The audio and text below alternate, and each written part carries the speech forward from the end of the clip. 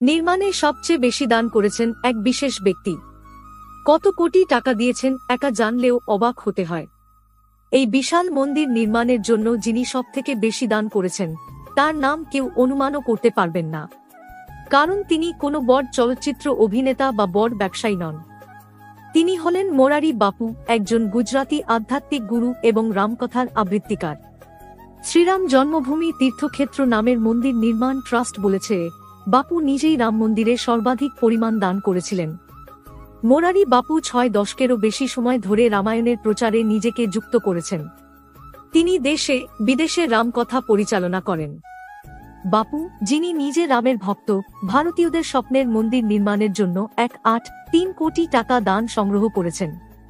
মোরারি বিভিন্ন দেশ থেকে এই বিপুল পরিমাণ অর্থ সংগ্রহ করেছেন ও দান ইতিমধ্যেই তিনি অযোধ্যা ট্রাস্টে 1.30 কোটি টাকা তুলে দিয়েছেন।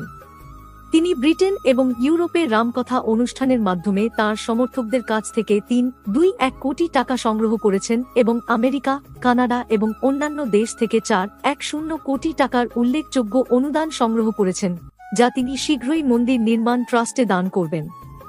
2020 সালের অগাস্টে মোরারি বাপু গুজরাতের পিথোরিয়াতে একটি অনলাইন কথার মাধ্যমে অনুদান দেওয়ার জন্য ভক্তদের কাছে আবেদন করেছিলেন। তারপরে ভারত এবং বিদেশ থেকে তার ভক্তরা অনুদান পাঠিয়েছিলেন। আমরা ইতিমধ্যে 1.3 কোটি টাকা রাম জন্মভূমি ট্রাস্টকে হস্তান্তর করেছি। এই বছরের ফেব্রুয়ারিতে আমি রামকথা করার পরে বিদেশ থেকে সংগৃহীত অবশিষ্ট অর্থ রাম জন্মভূমি তীর্থ ট্রাস্টে দান করব। মোরারি বাপু এক বিবৃতিতে বলেছিলেন, আমাদের মোট অনুদান হবে 1.6 কোটি টাকা। মোরারি বাপু বিগত 6 বছর ধরে রামের গল্প বলার জন্য নিজেকে নিয়োজিত করেছেন। বাপু বলেন, রাম মন্দির উদ্বোধন হওয়ায় আমার মন আনন্দে ভরে গিয়েছে। প্রসঙ্গত, মোরারি বাপুই অযোধ্যা বিবাদের শান্তিপূর্ণ সমাধানের আহ্বান জানিয়েছিলেন।